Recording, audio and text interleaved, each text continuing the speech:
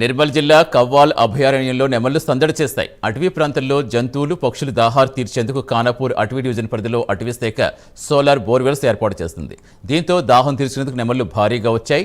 వన్యప్రాణులకు నీటి ఎద్దడి లేకుండా అటవీ శాఖ ఈ ప్రత్యేక చర్యలు చేపట్టింది.